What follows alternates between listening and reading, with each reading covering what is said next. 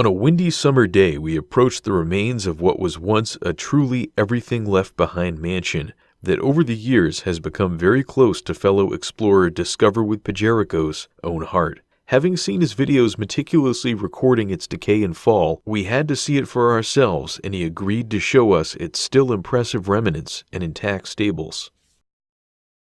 Fall of the abandoned house of Usher.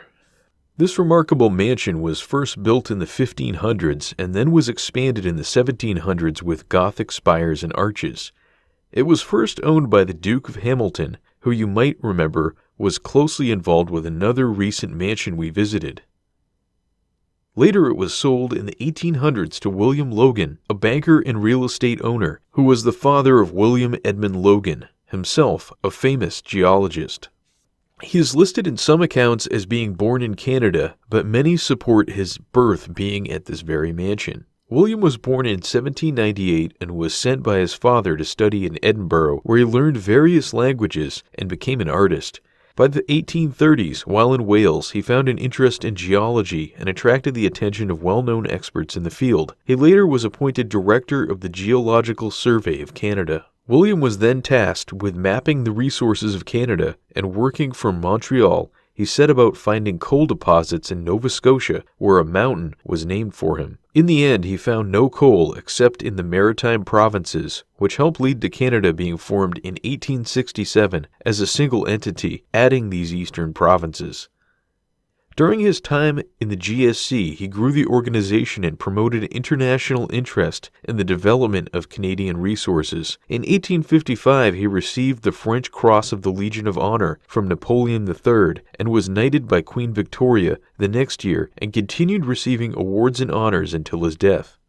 In 1856, he established an early museum that led to the creation of the Canadian Museum of Nature and the Museum of History. He was to go on to publish Geology of Canada and a geological map of Canada. He retired in 1869 to Wales, where he later died. From there, the ownership by the Logans passed to the rich and famous Salveson family in 1922. The Salvesons were known for their international whaling and transport empire, but from them it quickly passed to being used by the government as a Polish hospital in World War II. By 1989, the house had begun to decay, and a company applied to extract sand and gravel in the area, to which end they purchased the house and lands in 1990. At the time, there was a caretaker assigned by the owners, and some repairs done to the roof. Following the mineral extraction, the company switched to trying to use the dugout pits as trash landfills. After a years-long battle in court, the landfill was allowed in 1996 on condition the house would be restored. Yet by 2011, no work was done under the new private owners, after issues with funding and the government permits to restore it then expired. By this time, the house had begun to show signs of damage, and from settling due to the mineral extraction. By 2013, thefts were occurring, and a new plan fell through to fix the nearby stables. The site was secured, but continued to fall apart. Then, on one fateful day in 2017, the mansion burst into flames. A group of local teens had lit it on fire, and it was a complete loss. Now it stands as a lonely, ornate shell that looks out upon a vista of a massive chemical plant with metal towers periodically belching flames, and the very landfill that drove its owners away. The nearby stable is still in an almost intact shape and is from the 1700s, dating from the expansion of the mansion at that time. It still bears signs of the same Gothic architecture with a massive arched entrance. It's here that our exploration begins. Oh, yeah. Wow.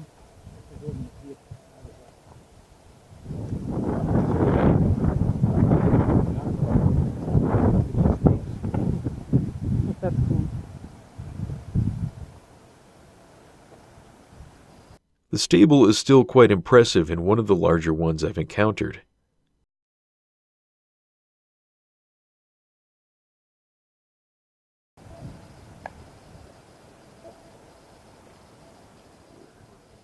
Yeah. The first door yields an ominously collapsing floor, buried under hay.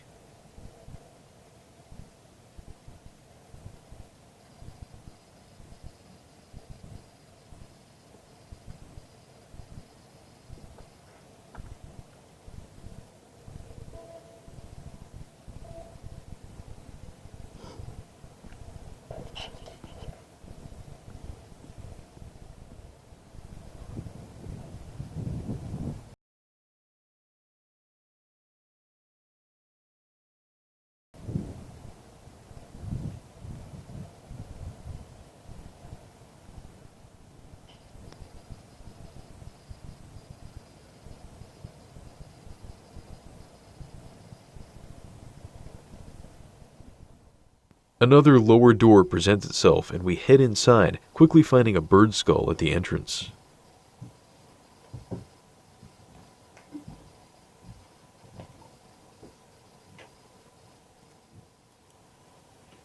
Oh, cool.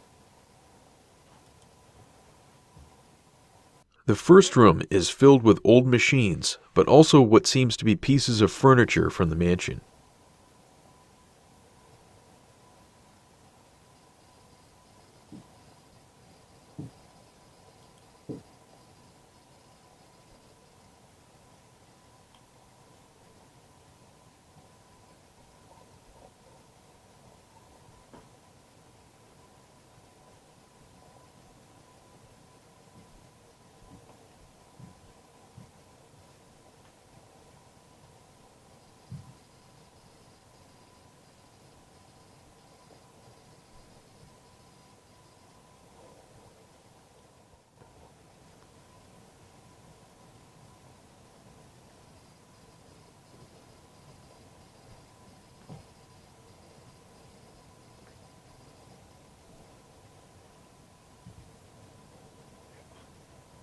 Neither myself nor Pajerico know what these wall brackets are for.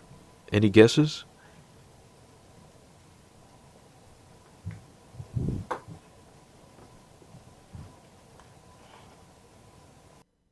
Up the stairs are a number of other rooms.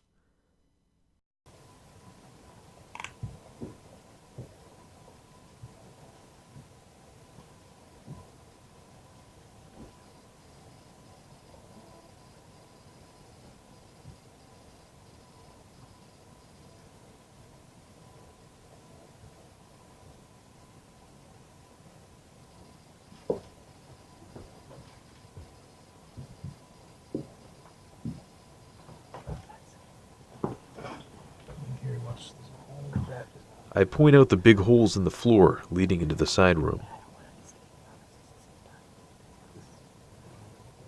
Unlike stables in the US, in Europe, often they contain housing for the staff. This room seems to have fireplaces and shelves that suggest possible habitation. Dating back to the 1700s, this place would have been a small village unto itself, with people born and living here in servant families at the time of the big houses. Likely inhabitants would have been lower-level staff, like the stable master, stable boy, groom, gardener, and the grounds, game, or gatekeeper.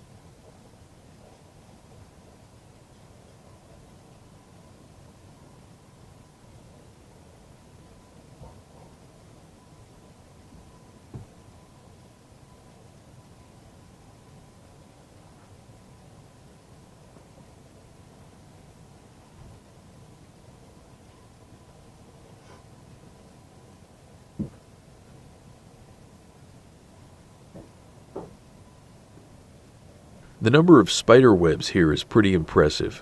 I'm not a big spider person.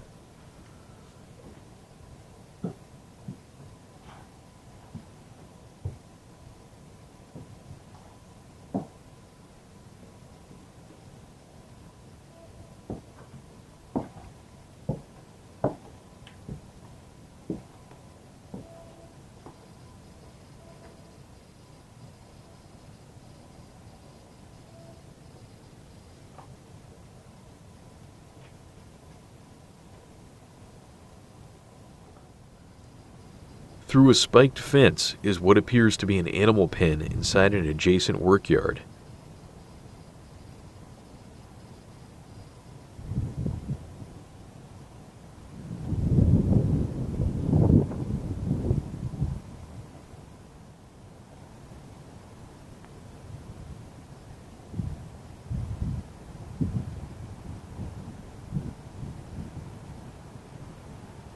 The arches here are quite impressive.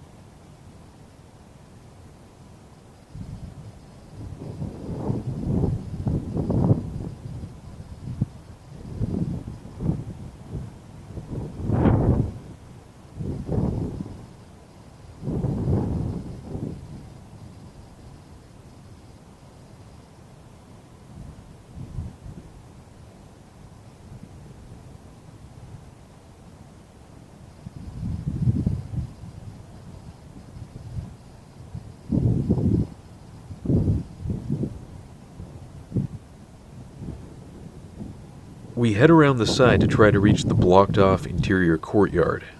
The front has been recently gated.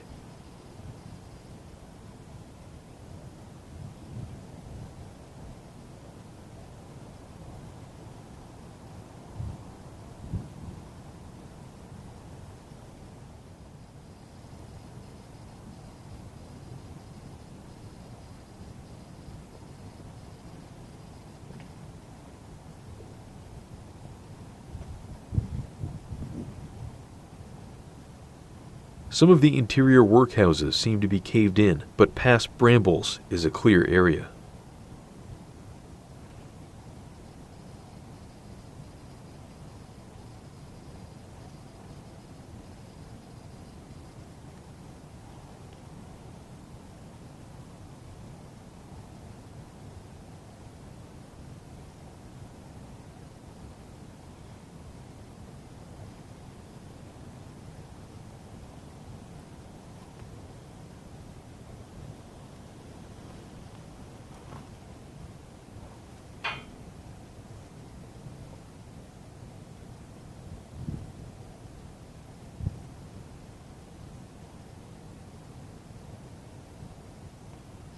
Some of the trees here have been cut and a rusty bathtub lays in the open.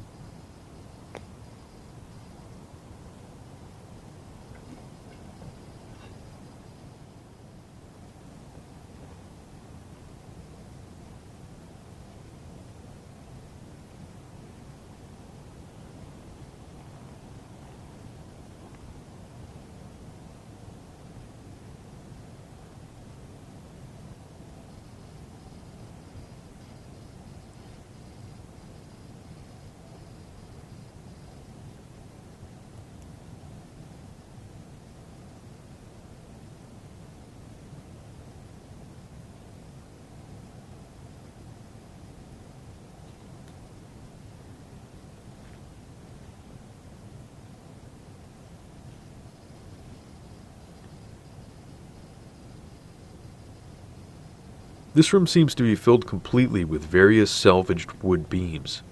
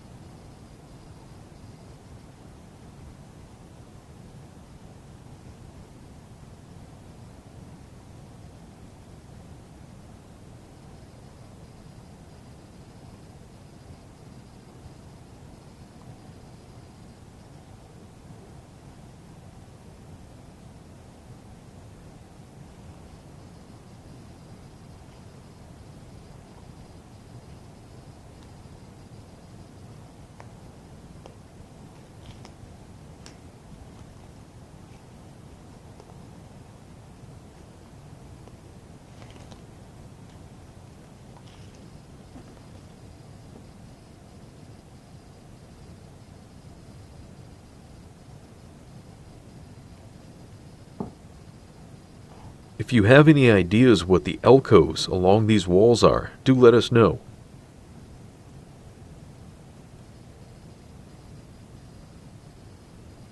From the slots in the wall and fireplaces higher up, it seems there was a floor above and a heated space.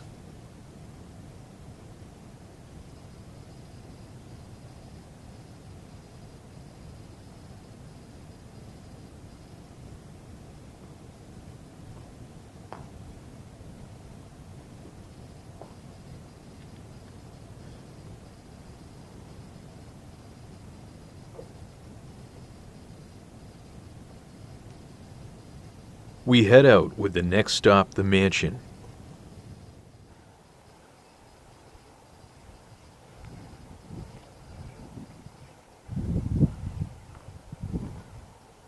The front is a jumble of garden masonry features, a rusty car, rubble, and a cargo container.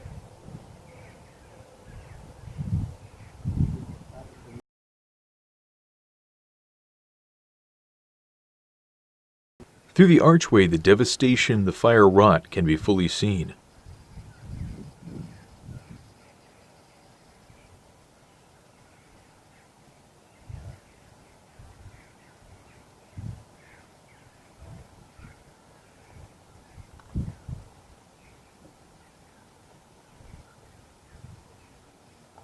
An ornate shell, the mansion is now choked with fallen walls and rusted remnants from its life that abruptly ended 2 years ago.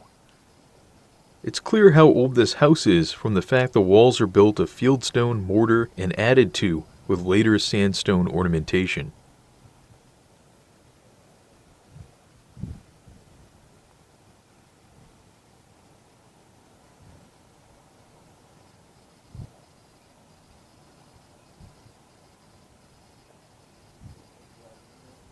Oh.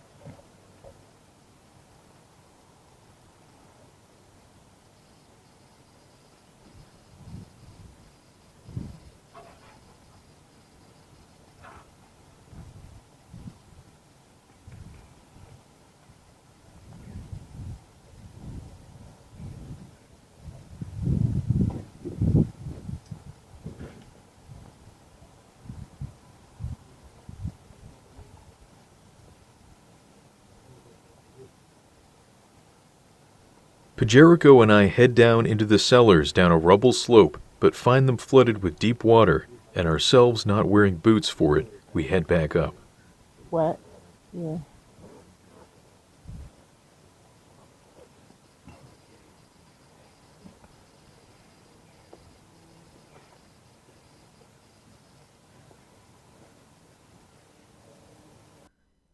The house's spires are remarkable and drenched with vines.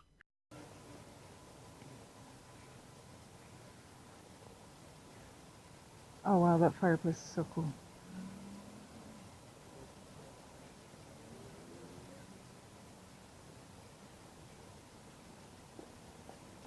Oh, I'm standing in a bathtub. It's a sad loss, and no more than to Pajerico, who visited a number of times before its fall, to only see it like this now. I can only imagine the strange feeling standing in the rubble of a house you recently walked through.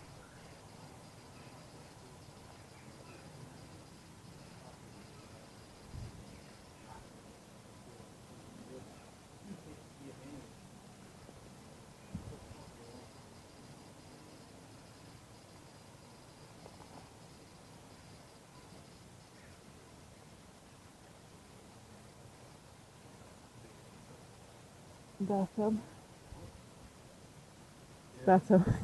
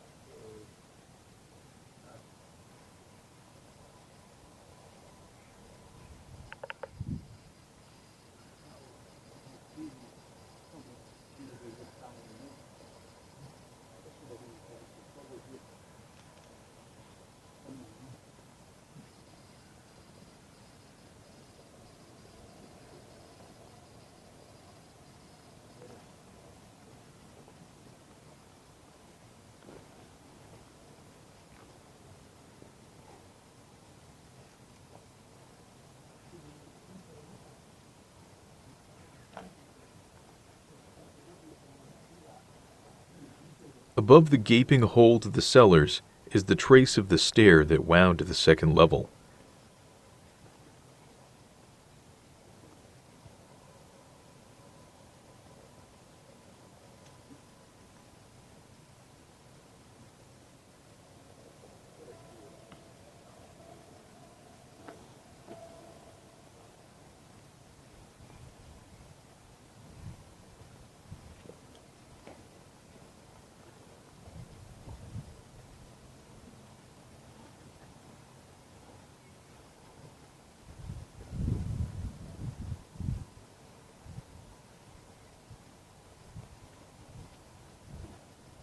Everywhere lie the steel sheets that protected from vandals, but did not keep out the arsonists.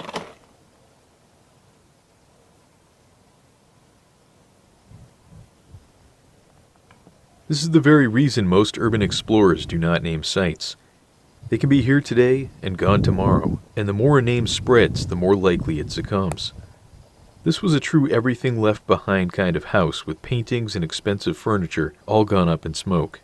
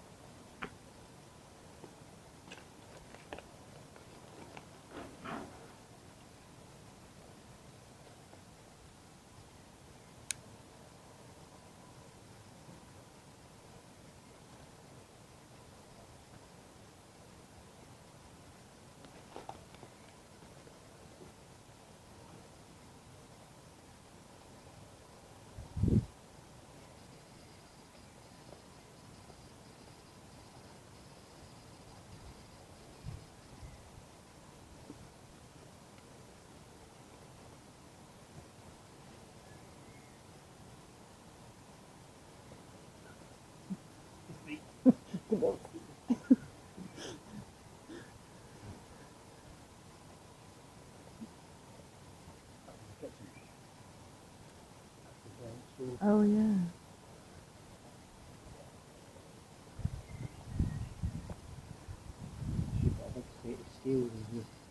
Mhm.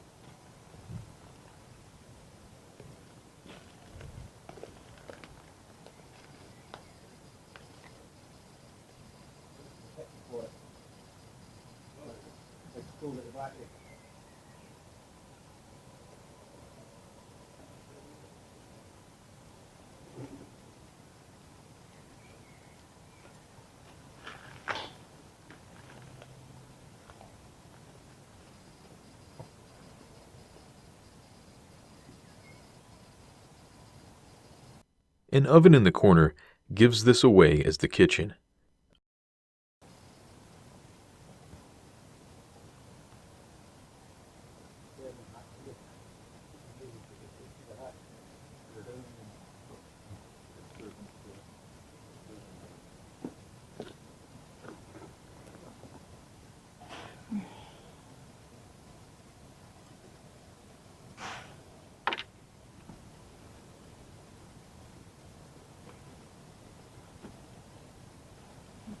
Oh, that's right.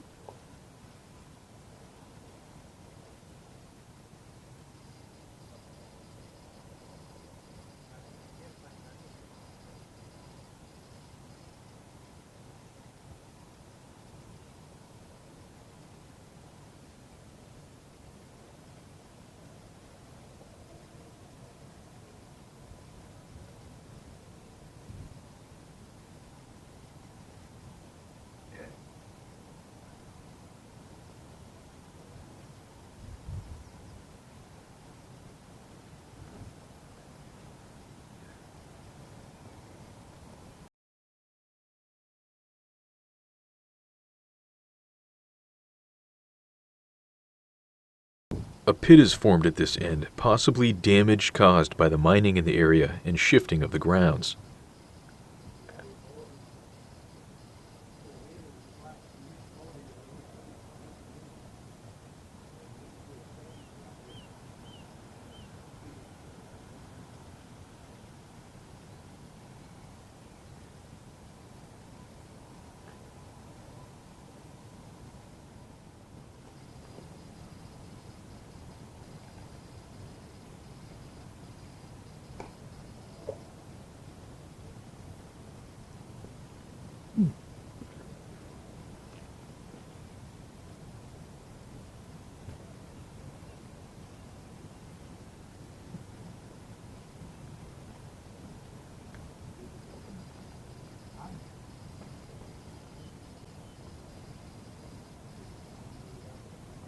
Artifacts dot the site, a piece of a lamp here, a piece of a piano there.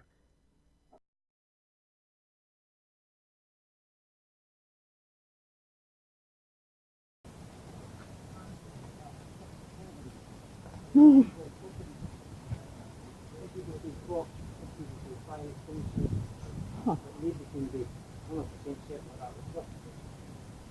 Weird.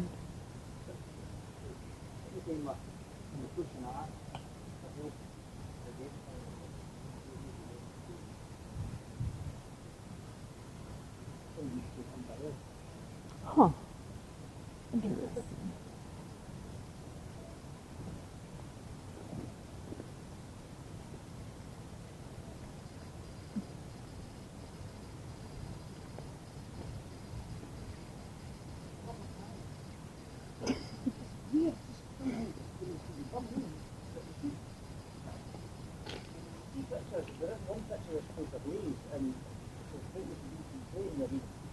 Mhm.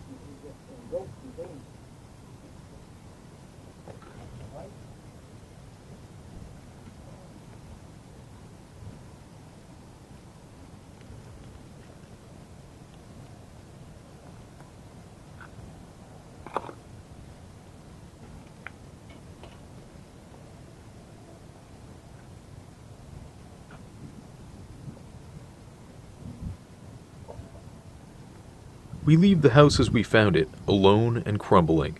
Local newspapers state that a new owner has purchased the lands this year. Their plans are unknown for the house's future, and it silently waits for the next chapter of its story to be written.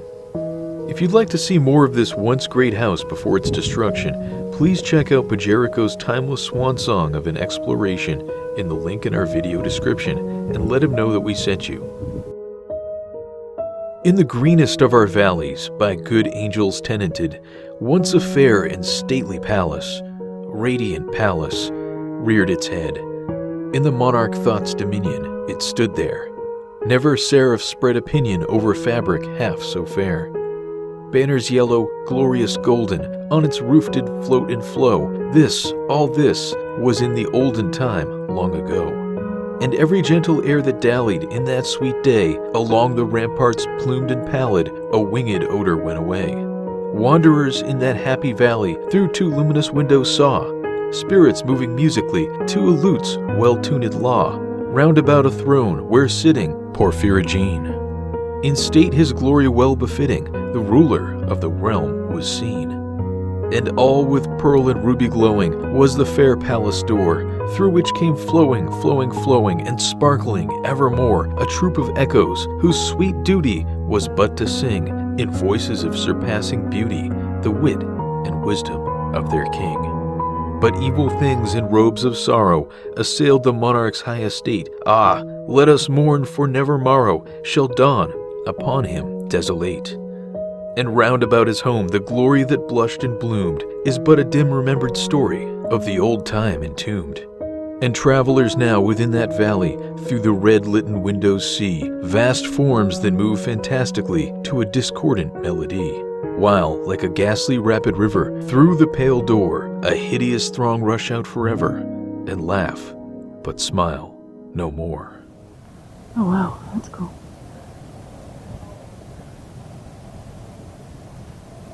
Join us next time as we explore a lost, abandoned castle and find ourselves trapped by a naked singing man. Thank you for watching. For more unique abandoned places and their lost stories, follow us today by subscribing here and hitting the bell icon. Until next time.